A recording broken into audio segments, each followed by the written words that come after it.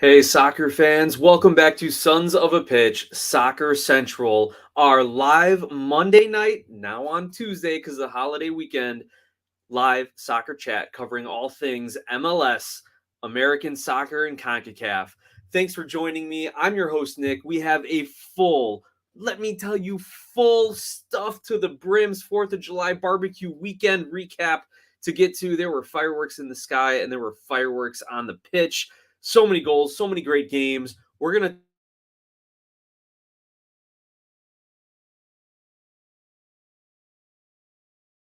to on all their team profiles, and we're going to discuss the Portland Timbers and the season they're having. And if there's a little stoppage time there towards the end of the show, we'll take your questions as you leave them live in the chat. So without further ado, and just like we do every week, let's hit that intro.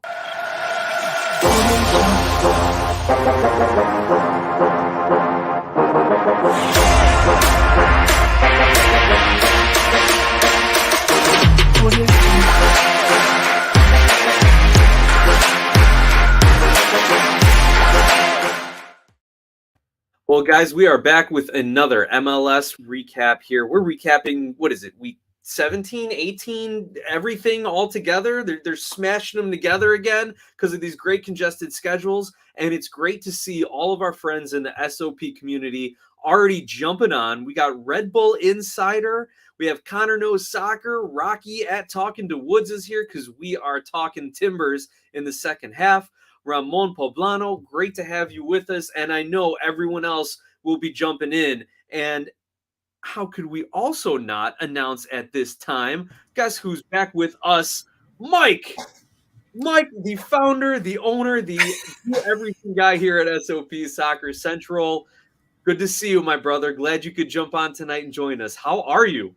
Good to see you, man. I'm hanging in there, man. It's been a rough month, but I'm here, and there is a lot of TFC to talk about. So when I saw that email, I'm like, dude, I'm working Storm right now. I'm on till 5 a.m. I got to talk some TFC. So let me ask you, how fast from when you got the email announcing you had the link to join to changing into your TFC jersey and your hat? Was that like Clark It took Kent, me about 3 or 4 minutes because first the first jersey I got was this one, but it doesn't fit me very well because it's from China. So, and I've gained a few pounds here over the last month. So, we're going back to the old school Danny Dicchio original training top from 2007. And we're going to leave it there for now. Well, there you go, my brother. We'll walk down memory lane and a walk through your closet all at one time. That's pretty nice. Right? Well, there's tons of games, Mike. So let's just jump right in. We're going to start with the U.S. Open Cup recap. There was one game at the end of June, and we're going to roll through the MLS regular season. So we had Orlando hosting Nashville for the Open Cup, and Orlando draws level late in the game and advances on penalty kicks. And there was some questionable officiating that really helped Orlando's comeback. And honestly, I've heard people say this is the first game Nashville has ever lost since Hani Mukhtar has scored a goal, or in any game he's scored a goal. So this is a kind of a big deal for Nashville to lose this game despite dominating and despite getting screwed by the ref. But it does set our semifinal matchups on July 27th with Orlando City hosting Red Bulls and Sacramento Republic, a USL team making it to the semis, will be hosting Sporting Kansas City. Now, Mike, any thoughts that you have on the U.S. Open Cup so far? Anything you'd like to see as we get into the final couple matches of this tournament? Hold on, sorry about that. Just got an email here dealing with. Of course, it's the 8 o'clock update. I just had to let everybody know what's going on. But there you go. As far as Open Cup and whatnot, man, I know nothing about it. I will just be 100% honest with you. I've watched probably 4 or 5 hours worth of soccer in the last month and a half, and it has been watching TFC get their ass kicked. So that's pretty much it, man. Well, we'll make sure to tune in for TFC's Canadian Championship. That's for sure. Rolling down the score sheet, let me share my screen here so everyone can see the scores as we roll through. We had the MLS is probably pissed that this was the first game of the week, or maybe they're happy it was the first game of the week because of all the excitement. Cincinnati goes up 3-0 on New York City, and then the ending result is a 4-4 draw. Brenner with the hat trick. He also had 2 other disallowed goals. New York City somehow claws their way back. And I don't know if our resident Red Bull fan here, RBI Insider, it seems like New York has had a pretty below expectation run of form ever since the Red Bulls knocked them out of the Open Cup. So maybe the rest of the league could be thanking the Red Bulls a little bit. Maybe the Red Bull fans are rubbing that a little on the blue side of New York. But anyway, Bear gets 2 goals for this one, which I really think helps New York City make the case that they'll be fine if and when Tati is sold, and Maxi Morales with 3 assists. And just an incredible performance by the Stars in this matchup. And then we move into the next game of the night. Mike, one I'm sure you were glued to the TV for. Toronto hosting Columbus and losing 2-1.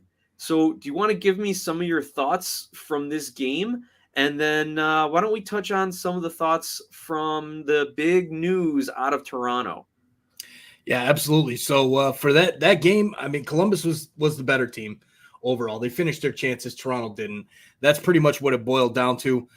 There were a few points during the game where TFC looked like the better side, but they just couldn't string it all together. And I think that's what's really dogging Toronto FC right now. Is they're playing in Bob Bradley's system, and they don't have the talent for that system, and the talent that they do have doesn't fit the system. So now everything's kind of just getting changed up. They went through 6 months. We talked about it in the beginning of the season. Toronto, this was a 6-month period until Insigne gets there in the summer, Crescito, and possibly other moves as well. It was, can they just stay relevant? Can they be in the 7 through 10 spot in the East, or 5 to 7 points out, and they'll be able to make a run at the playoffs? It's a rebuilding year, and we all know that's the case. But overall, I mean, Columbus get a goal from the new kid, Zawadiski. Never even heard of him. His first MLS goal. Nagby played out of his mind, and we're not the biggest Darlington Nagby fans out there, but he played an unbelievable game. Was probably the man of the match, in my opinion, from what I saw. So overall, I mean, decent performance there from Columbus on the road to be able to get 3 points in Toronto. And Toronto FC, they're hot and cold, man. They one day they're playing great, the next day they're not. Everything works, everything doesn't work. It just depends on the night. And this one they had it where it didn't work. Well put, Mike. Well put. And real quick before we get into the big news, just want to welcome Brother BKL back to the chat. Yeah. We also need to welcome Hani Mukhtar Stan. Great to have you. You've been leaving some messages on some of our videos. It's great to see the content and the chat keep coming.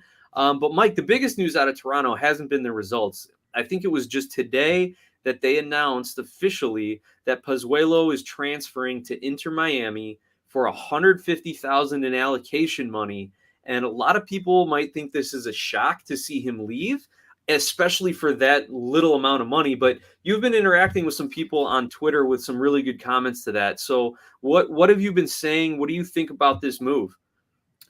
From what I'm seeing, Pozuelo just didn't fit into Bob Bradley's system. When he came here, he wanted to play as number 10. He did adjust and play in that false 9 position back in 2019 when, or was it 2020 when they made, I think it was 2019 when they made the run to MLS Cup finals. So he can adjust, and he's still a very good player in MLS, but to be that guy that all of us know Alejandro Pozuelo is, he's got to be in that 10 spot. That's his best position. And it doesn't work in the 4-3-3 that Bradley wants to play. So you've got a guy who has a contract expiring in 6 months. You're probably not going to re-sign him because he doesn't fit into your system. You're going to lose him on a free. Next month, as soon as this window closes, he's signing with whoever he wants anywhere in the world for free. So you're not getting anything from him. He stays in MLS. He goes to an Eastern Conference rival, but you're getting something tangible out of him. And yeah, $150K in GAM, people are like, wow, Toronto got fleeced. They did. If you're going to base it strictly by that number, yes, Miami got the best of this deal by far. It hasn't been announced on by Toronto FC or Inter Miami yet. Fabrizio Romano put a tweet out there. Michael Singh, who is, I don't know who he knows with TFC, man, but that guy, God bless Michael Singh and the work he's doing with Toronto Till I Die podcast and whatnot. This guy's been lighting it up. They got this information, and it's official. It's done. It's a good trade for both sides. They both get what they want. Toronto FC frees up a DP spot to sign Bernardeschi. Then you've got some wiggle room as well with Salcedo. That's a whole nother thing to talk about. And now you've got the pieces that fit the puzzle for Bob Bradley. And yes, you're losing one of the best players in the game for not a lot of money, but you're at least getting something out of it. So I think it's a great trade for both sides.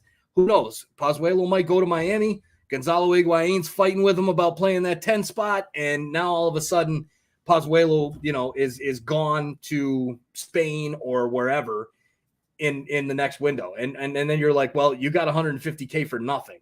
So, there's a whole lot to be talked about. But one thing I do want to talk about is Bernardeschi.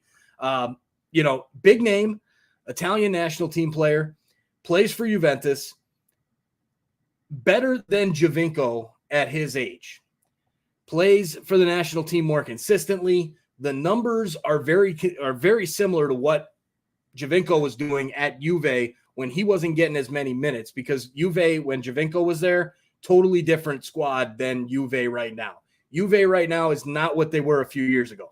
So still a very good player. But the problem, the best, what I see from this is his passing ability. Watch Bernardeschi's highlight reels on YouTube. Yeah, he scores some goals, but that's not what it's about for Toronto FC.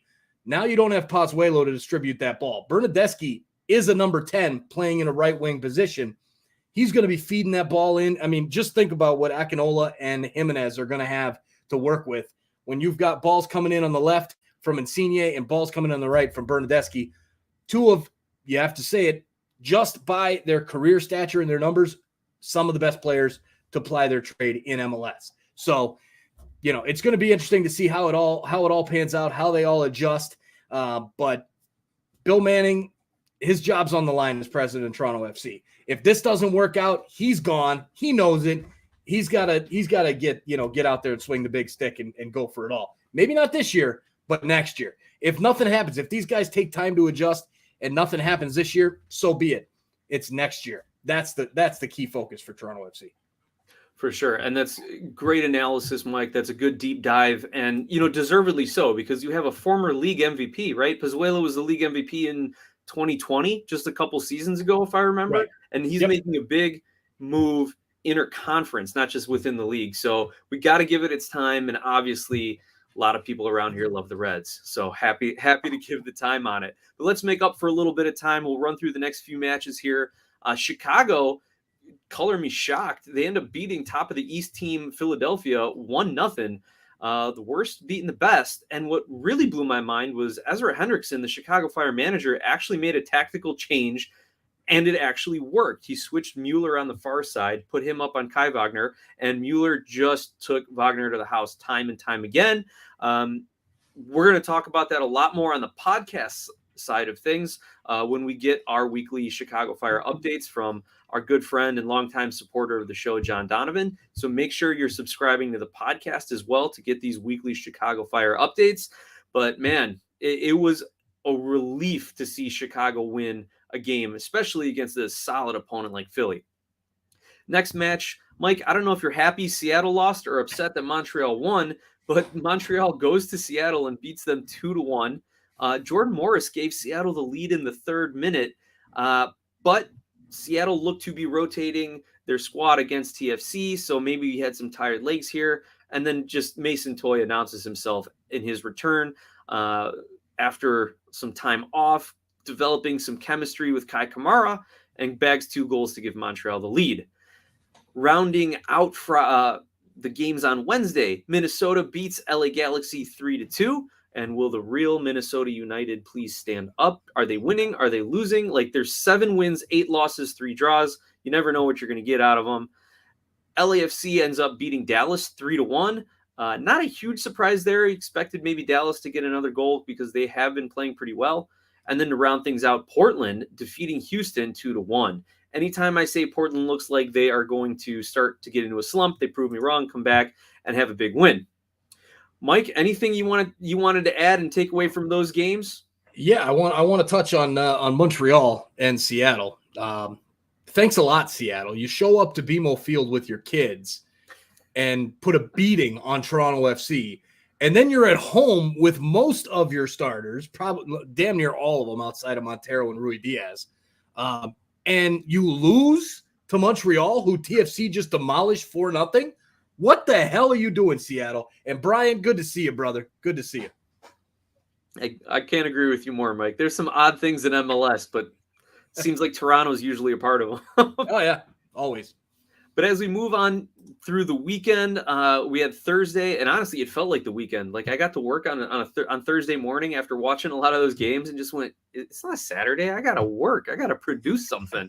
But Thursday, June 30th, we saw Charlotte hosting Austin, losing to them 1-0, and we saw Red Bull hosting Atlanta, but winning 2-1. So Red Bull continues their fine run of form. Atlanta continuing to struggle on the offensive end, continuing to try and slap together a roster given all the injuries they've had. And then we move into Saturday, the one Mike was alluding to, where Toronto hosts the Kids from Seattle. Seattle rotated their squad on this one and still gets the 2-0 win. And then Vancouver. Again, Vancouver I don't know what to think of Vancouver. Mike, can you give any insight into Canadian teams in general? Like, how does Vancouver beat LAFC 1-0? I just don't understand it. I think the only word that covers the three Canadian teams right now is inconsistency. It's that simple. Vancouver looks like complete shit on one night, and then they show up and can beat a team like LAFC on another. Toronto FC can go and beat Montreal 4-0 and then lose to Seattle's Kids 2-0 at home. And Seattle can then lose to Montreal. I mean, there's so much inconsistency with those three teams. Do any of them have a chance at MLS Cup this year? I don't think so. If any, I would go with Montreal just because of their defense. And because Toronto, I haven't seen these guys play together yet. I mean, I want to say Toronto, looking at just the talent alone, Toronto, you cannot write them out as an MLS Cup contender because they've got two of the biggest names on that team, hands down in the league. If Bernadeschi comes through with Insigne, so anything can happen. But overall, the Canadian teams are just a mess. It's inconsistent right now. The real focus is on the rest of these teams. In your LAFCs, your Galaxies, your New York City is on a decent run. Columbus, Philly. It is. The parity in MLS is there big time. You never know what team's going to show up what night. And I'll tell you, I'm glad I kind of stopped betting a month ago because I'm sure I would have lost my ass on a lot of this because these results have been normally with MLS. You can kind of see the trends going a little bit and jump on them and make a lot of money doing so. But man, this year, so far this summer, the trends have not been there at all. When you think you've got a good team, they show up and crap the bed. And vice versa. So, yeah. Well, as I said in the last picks and predictions video, never bet with your heart. So don't bet on your home team because it influences you too much. We got a few more people joining us in the chat. Jason Jardim, what's up? Good to see you back, my brother. Good to have you with us. Red Bull Insider says that Struber, Red Bull coach, is focusing on youth right now, playing a lot of players under 20. And a lot of people are surprised that the Red Bulls can still get results with such inexperienced MLS players, but that's the system. These guys have been playing that role, whether it's an attacking, high pressing, whether it's a defensive pressing, whether they know which outlet pass to hit when they get a turnover. They have been playing their roles in the Red Bull system since under 15s. So you do that for 3-4 years. You get a 19-year-old to come to the MLS level. He might not have the experience or some of the physical dominance, but he knows what to do and can do it instinctually, and that really helps the Red Bulls continue a fine run of form when they rotate their guys in. Also, thanks to Guys and Gals Like Me Fitness. Good to have you with us, and especially as Connor knows soccer says the East is wide open. So we're going to look at the standings probably right after the halftime break as a quick recap, and then we will see just how close that Eastern Conference is. Now, moving into the Sunday results, New York City draws Atlanta 2-2. And we were just talking about how Atlanta's scrambling. Somehow they end up with a 2-goal draw. Now, Mike, I know you said New York's had a fine run this season, but as of late, they have 3 draws and 1 loss in their last 4 league games. And then there's that loss to Red Bulls in the U.S. Open Cup in there. So despite taking points and despite having a good season, maybe this is that little summer slip that we can see from some of the top teams. Now, as we roll I think on it's down, more pronounced with them because of how crappy they started out the season. I mean, NYCFC, reigning MLS Cup champs, they come in and they're focused on CCL, and those first few games in MLS were ugly. So, that I think it's more pronounced with them because look, you look at them on 29 points and 17 games played. They're right there at the top of the Eastern Conference after playing really bad in the beginning, playing really good for a while, and then playing pretty bad again. And to take the words from Ramon Pablano for LAFC, he said it was one mistake. The Caps took advantage. LAFC rotated. And yet, Ramon, I was looking at their lineup when I was prepping my show notes for tonight. And yeah, it looked like they were like a few bench players short. And you didn't see Vela in that lineup either. So that seemed to be enough for Vancouver to take advantage of it. Now, as we continue to roll down for Sunday, July 3rd, Columbus draws Philly 0-0, which to me just seems kind of typical for these two teams to draw, not have a lot of goals. And really just in general, both these teams have been seemingly drawing a lot lately. We also see New England draw Philly 2-2 New England draws Cincinnati 2-2. And I've been saying eventually Cincinnati's going to stumble, but then they score 6 goals in 2 games with 2 draws against top talented teams. I'm not sure. Mike, are you sold on Cincinnati? Are they for real? Are they cup contenders? Or are they just kind of playoff qualifiers? Stop. Did those words just come out of your mouth, Nick? I just calls it like I sees it, Mike. Nick, no, they're not the cup contenders. No, if they're in the top 3 in the East come like August, September, maybe we can start having a little bit of that conversation. They're much improved. And Cincinnati has totally underperformed over their few years in existence. Outside of that expansion year, Cincinnati's had some good players, some decent teams, some decent depth. They really struggle with the depth piece. They're playing okay right now. I mean, they're not for real. It's still Cincinnati, man. Let's give it a few more months, and then we'll see. We'll talk about it. Let's revisit this. I'm going to go out on a limb, and I know nothing about soccer over the last month, but I'm going to go out on a limb and say that Cincinnati is going to be right on that border of a playoff position come September 1st. So like 7-8 spot. That's where I see them. Sounds good. We'll hold you to that. Real quick, we need to recognize guys and gals like me, Fitness. Thank you for the super chat. A $10 super chat coming towards us. We really appreciate it. That's a great way for us to kick off things as we get into the second half of our MLS season coverage here. And as a reminder to everyone else out there, if you want to help support the show and continue to grow the conversation around soccer in the U.S., send us a super chat. I think we still got the Patreon account up and running, maybe. We'll have to check on that. But if you want to get in touch with us and work out any sort of sponsorships or other kinds of ways to support the show, promote yourself, promote your brand, you can always email us at sonsofapitchsoccer@gmail.com. Thank you, guys and gals like me, Fitness. It makes me really think that I can, make a few dollars just talking. I mean, I did it as a lawyer, but doing it for soccer, it's really something special. That's awesome. Brian, thanks, man. Appreciate that, dude. You've been around for a long time, 15 months. Amazing. And for your Sounders, God, I hate them. But, man, that's what makes it fun, man. You guys, congrats on the CCL championship. And, I mean, it's just a matter of time until you make the playoffs and do something again, right? So we'll see. Yeah. See, we had Ramon saying LAFC for the double. I mean, Seattle could win a double of sorts too this season. That's not out of the realm of possibilities. And we got Talk NYCFC as well. Hey guys, sorry I'm late. Better late than never, my friend. Make sure you watch the beginning of the video so we can get that viewership up and you can get all your soccer info. Where were we? Were we talking scores? We had a lot going on here, Mike. A lot going on. I mean, we've run through a lot of the scores. I think the Red Bulls. I want to talk about the Red Bulls, man. They're just showing up. That's a team that they started out hot. They kind of went downhill a little bit, but they're a strong looking team. I mean, a very strong looking team.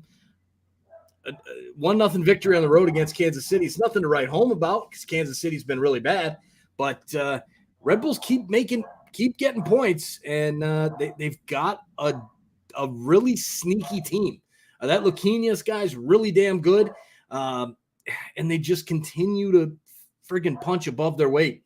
I know RBI's excited because, I mean, that team, when you look at that roster on paper, you're thinking, okay, decent MLS side. But, man, I'll tell you, Red Bulls, they just keep surprising me this year, and they're doing good. They're doing good. Do you agree with Talk NYCFC that Yes. the Red Bulls are time wasters?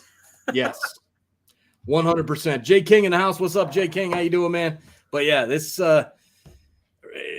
is it working? Are the points on the table? The points are there, man. So I can't take it. Gamesmanship. Yeah. Hey, real quick, getting back to New England, we had some news from the Revolution. They used some of that Buxa money and get a new striker, Giacomo Vrioni, who was born in Italy but has Albanian citizenship, plays for the Albanian national team. They got him from Juventus. So a lot of teams doing business with some of the Italian clubs, but don't get too excited. He only had 2 appearances for Juve in the 1 season he was with them. And prior to that, he'd been loaned all around Italy. 23-year-old striker, valued at $2.75 million per transfer market. So I don't know if they're going to use a DP slot on him. I didn't see that. Or if they're going to end up buying him down with TAM. But still, New England, I think they realized Josie was not the answer, and they are buying a striker. So to round out Sunday, Red Bulls beat Kansas City 1-0. Minnesota beats Salt Lake 3-2. Charlotte over Houston 2-1. Nashville draws Portland at home 2-2. And San Jose defeats visiting Chicago Fire. I hate being a Chicago fan. I hate Chicago sports, what they do to my heart and my lifestyle, but I will never stop watching them. That's just how I was made. You'll hear, again, more about Chicago Fire from our podcast Halftime Break. And then as we get into the July 4th holiday, Happy Independence Day, I hope everyone had a great holiday, a wonderful, safe celebration.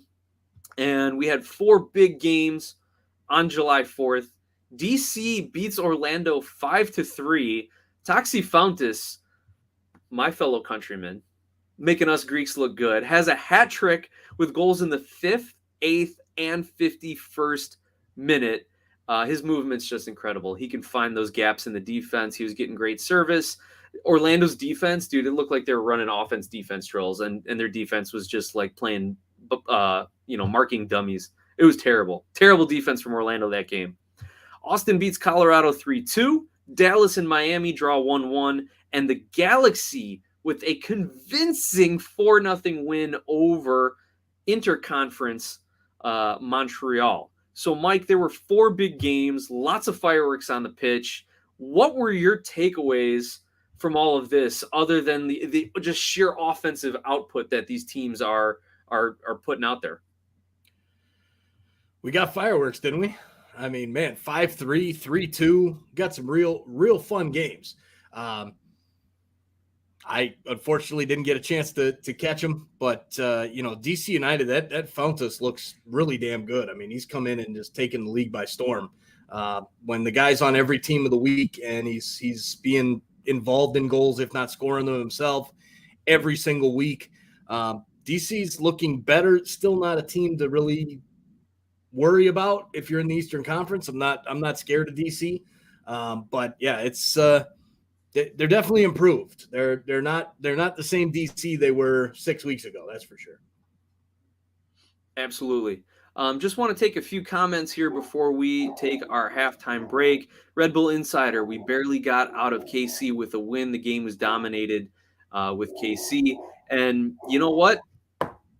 Even if they dominated, Kansas City is not having that season, as Mike alluded to, where they're going to end up turning that into points, to goals and points. So not surprising that Kansas City squanders a lot of that possession. That creativity is something that they need to find. Connor No Soccer. Seems like almost every team in the East is getting a 23-year-old striker. LOL. And he would know something about that covering the Crew. We're actually going to profile the Columbus Crew with Connor next week and learn a little bit more about their signing, Cucho Hernandez and Jay Jardim. Talk about the 4-0 game. Is that the one where the Galaxy beat Montreal 4-0? That one where where the Montreal embarrassed themselves going out to LA and looking for a statement win, and they keep sliding down the. Jay, is that what you want me to say? Jay, our TFC fan, is that what you were looking for? There's your sound clip, my friend. We're going to talk Montreal more as the season goes on because they're, to me, one of those surprises. Hey, you know what? I got to say something here before this break because I got to run at this break. Work's starting to go crazy. 5 more people need my spreadsheet and all this stuff. And so I got to run after this. Look, I just wanted to say to everybody, thank you guys for being here and hanging with us through at least through tough times for me. Nick's been doing an amazing job with the show. Nick, keep it up, man. Jay, that I'm going to say one thing about 4-0 against Montreal, and that is fuck Montreal. TFC till I die, baby. I'm out. We'll see you guys soon. Take it easy. Well, I'm going to have to go find a way where we can dub that somehow. There you go on the live broadcast, everybody. Mike, always a pleasure, brother. Take care. Let's talk later this week. We'll catch up and talk a little bit more soccer and a little bit more show notes and things like that. Yep. So give me a call after the show, man. Hopefully things will be calmed down after that. Sounds good, brother. Sounds all right, good. guys. Peace out. Big ups, Brian W. for that huge super chat, my man. Ramon, good to see you. DSO, all you guys. I miss you guys like crazy. Thanks for hanging out with us. And we'll talk to you guys soon. So with that, everyone, we're going to take our usual halftime break. So for about a minute, go ahead, get yourself a drink, run to the restroom, give yourself a bit of a stretch so that we can settle into the second half of the show where we're going to talk Portland Timbers. In the meantime, on the podcast side, you will hear our Chicago Fire updates from our good friend and show supporter, John Donovan. And also, if you got it lying around, grab a bottle of Skier Icelandic spring water, quench your thirst there. We'll see you all in about a minute.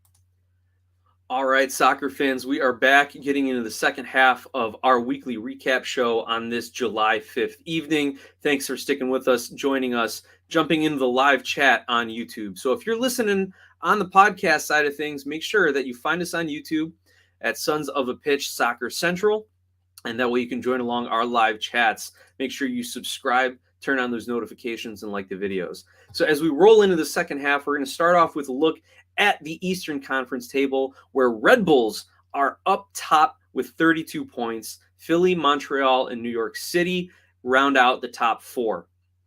The bottom half of the playoff picture, Cincinnati, Orlando, and New England. And right underneath that playoff line, Charlotte is 2 points back of New England. So we can see the East is still tight from about 5 through 11. However, we're starting to see the top teams in the East really distance themselves: Red Bulls, Philly, Montreal, and New York City. And then looking at the very bottom of the East, Chicago, they had a brief moment, a couple of days maybe, where they weren't the worst team in the league, but now they've resumed their rightful place, unfortunately. Now, we had mentioned Toronto's on 18 points. Mike was very hopeful that they can make a run. They're 7 points off a playoff spot right now. We'll see if that happens when they bring in their new signings. But what's interesting to look at for Toronto's record, no wins on the road. Not how you win, not how you get in the playoffs. Now, looking out in the Western Conference, no surprise, LAFC has been atop the West, the top of the Supporters' Shield standings for the bulk of the season. And following them, we have Austin, Real Salt Lake, and the LA Galaxy are our top 4. LA moves a little bit up after that win over Montreal. Dallas, Nashville, and Seattle round out the playoff picture in the West right now. Meanwhile, Minnesota and Vancouver are 2 points off the playoff line, with Portland in 10th place, only 3 points off the playoff line. We have LAFC and Austin really separating themselves, and RSL still my surprise team of the season with 29 points so far, third place in the West. But again, from 4th place LA to 11th place Houston, 6 points are separating those teams. And then at the bottom, you've got San Jose and Sporting Kansas City. So looking at the Western Conference is a great way to segue into our team profile of the week. And last week we talked about RSL. Next week we're going to talk about the Crew. We've talked about Toronto in the past. And now we are going to look at the Portland Timbers. And it's fitting that when you go to their website, look who's the first photo that pops up. Eric Williamson for his great performance in their last match. Eric Williamson, who keep an eye on as Portland continues to rehab him as he gets back into match fitness and he can start to contribute regularly for this Portland team. He had such great upside. He was breaking into some USMNT camp conversation and then ended up getting injured. So let's keep an eye on Eric Williamson. Now, looking at the Portland Timbers this year, they've had a fairly decent year, but nothing spectacular that has really catapulted them into the playoff conversation. They got 5 wins, 8 draws, and 6 losses as of when I put my notes together. 29 goals for and 29 goals against. So they're just off the playoff line, but a ways back from that top of the Eastern Conference. Their last 5 matches, though, again, as of when I was taking my notes, 2 wins, 2 draws, and a loss, which does help them move up the table a little bit. But their next 3 matches could really make or break their season as they are at Seattle and then hosting Vancouver and San Jose. So if they can get a result at Seattle and then defeat conference foes Vancouver and San Jose, that would really help cement them as right in that playoff hunt.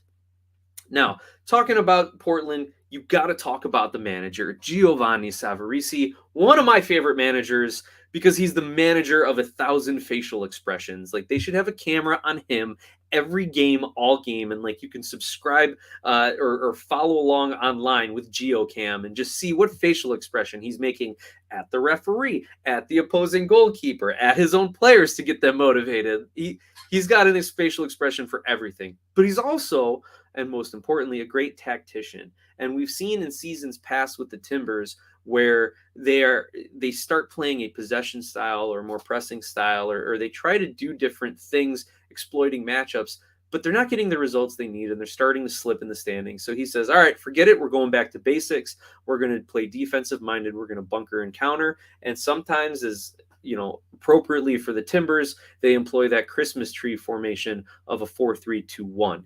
Now, I haven't heard anyone talking about that too much with the Timbers this season, but you know what? They haven't had to use it because they have been getting a lot of results. And Rocky, I appreciate you jumping in here in the chat, man. This is your realm. And for really detailed Timbers coverage, make sure you connect with Rocky at Talk N the Woods. He says Williamson's still hoping for a USMNT World Cup spot. I'd love to see him play himself in there. There's a lot of great midfielders right now. It'd be awesome to see him jump in. And he says they've been playing a 4-3-3 lately, and I would guess if they started really dropping results or picking up tons of injuries, you'd see them play a little more defensively. But in the meantime, Rocky, you're absolutely right. That 4-3-3 is working out fairly well for them. Now, one last note about Gio Savarese. He's been the manager of the Timbers since the 2018 season, and according to Wikipedia, has a winning percentage of 45. So not a bad run for him as Timbers manager. The other player that we've got to mention is Jaroslaw Niezgoda, a Polish international. He's got 6 goals on the season, which doesn't seem like a lot, but he's got 3 in the last 3 games. He's a 27-year-old striker coming into his prime, and he's been with the Timbers since 2020. Now, what's interesting, as kind of a larger league note, there's a pretty big group of Polish strikers here in MLS. You've got Niezgoda, you've got Karol Swiderski, Kasper Shabilko, Adam Buksa, who just transferred from Revolution to RC Lens of France to join former MLS Polish winger Przemysław Frankowski. So pretty good Polish contingent, well represented here in MLS. Now, Niezgoda is a DP, one of the 3 for the Timbers, along with Sebastian Blanco and Jimmy Chara, who are 3 of the top 4 players when it comes to Portland's non-penalty expected goals and assists. So what do we always say? You need your DPs to be the best guys on your team. And in this case, their DPs are playing some of the best soccer, at least when it comes to lighting up the stat sheets. However, Portland in that 10th spot needs to get a little bit more offense. They're a well-rounded team. 9 players have scored this year. 8 players have had assists this year.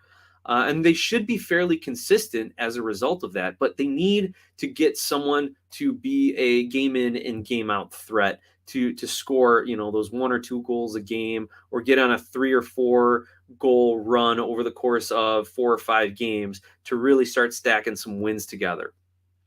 But they're also doing pretty well in defense, right? They're actually 7th in the league in expected goals allowed. And as you can see here, we've got our opponent stats versus Portland from FBref.com showing that they are 7th for expected goals against. So doing it with a little bit of defense. On offense, they're averaging 1.53 goals per game, which is good enough for 9th in the league. But I think Portland's problem is they had a slow start, 2 wins, 3 losses, and 5 draws in their first 10, and they have a total of 8 draws on the season. So they need to start turning some of those draws into wins, and they can get their season back on track. But I guess the good news is for the Portland fans that anytime I talk about Portland in somewhat of a negative fashion, or I say, their championship window is probably closed, they go out and win a couple games and bang like a 3-0 victory, right? That's just what they do. So let's look at a few comments before we wrap tonight. Rocky says, true, it's all about having all the strikers healthy. Fagacha, Ikoba, Nishgoda, and Mora. And yeah, I think Portland has been hit with a bit of the injury bug this season. No doubt about that. So we'll see what they end up doing. Now, taking a look with Bernardo Labrada, says, hey, bro, how are you today? Was your 4th of July?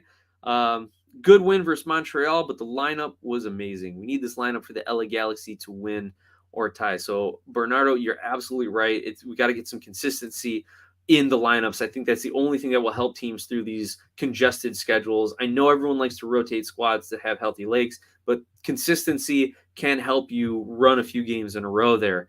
And we've got Joe Mira joining us, who says, Big Daddy, Seattle Sounders, baby. And yes, Joe, Seattle's got a lot of good things to say so far. We talked a little bit about them. Don't you worry about that. When Mike was on earlier, he was very upset about how Toronto lost to a rotated Seattle squad. So we made sure to give Seattle their credit earlier in the show. And we're featuring Portland here. And he says they're going to be smoking up Portland Pack next weekend. So that is that's pretty big talk in the chat. But we love to hear it. We love to hear from everyone, whether it's on Twitter at SOP Soccer, via email, sonsofapitchsoccer@gmail.com, or here in our live chats every single week. RBI, Red Bull Insider agrees. Gio's a legend. His facial expressions are world class. No doubt about it. A few other comments here before we wrap up. Connor No Soccer says, Charlotte, Miami need to drop points for the Crew badly. You're absolutely right. Now that Miami's picking up Pozuelo, it does not look like they're going to be dropping as much as people originally anticipated. And Talk NYCFC says, City's defense needs to be better. The defense is letting them down. Yep, when you're drawn 2-2 to Atlanta, when you're drawn 4-4 to Cincy, definitely it's a defensive issue on there. But good thing that their offense can keep them in it. One more word from Rocky. He says the Next Gen pod, and he will be recording the Cascadia preview. So make sure you all check it out. Definitely go look up the Next Gen pod. Rocky has been covering Portland for a long, long time. So he knows exactly what he's talking about over there. So anyway, everyone, we're going to go ahead and start wrapping here. I want to thank everyone for your conversation, for the chat, for supporting the show. Big thank you to Brian for the $10 super chat. We really appreciate that. I know it means a lot to Mike to have your support and to have the support of all of our viewers and listeners as well. And we hope that you'll continue to support the show. You can always send us a super chat. You can reach out on Twitter or email, and make sure that you share the link, that you tell your friends about us, that you send in your pictures. I know we got to get Talk NYCFC's pictures up in our next show. My bad for not catching those when I was doing my pre-show notes. But we will take care to feature as much content as we can. Keep a lookout as well. We're doing something a little different with our programming. I'll be doing the betting picks and predictions. We'll be merging some other videos from my other channel into SOP and bring in all the content we can, you everything leading up to World Cup in Qatar, however you want to say it. Anyway, thanks again, everyone. We really appreciate all of your support. It's been a great night. I hope you all had a wonderful Independence Day weekend. God bless America. Thank you to those who fight to defend this country and to allow us to have these freedoms that we can celebrate on the 4th of July on Independence Day. And we hope that you all keep that in mind as you live your lives, that we enjoy the sports that we love so much. And I'll get off my soapbox now. Guys, thank you so much. It's been a lot of fun. And we will be talking to you next week here at SOP Soccer Central. Thank you.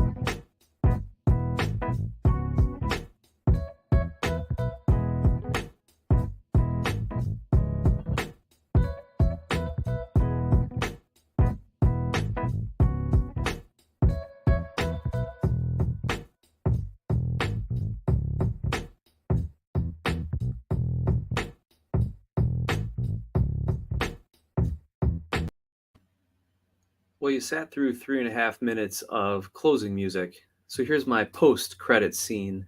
We're going to be trying to do some fun little things where I show a little MLS memorabilia, a few things I've collected over the years. So we'll keep the post-credit clips coming, inspired, from Marvel movies and Disney and all that's fun stuff. So I'll try and slip some in next week. Thanks for sticking around.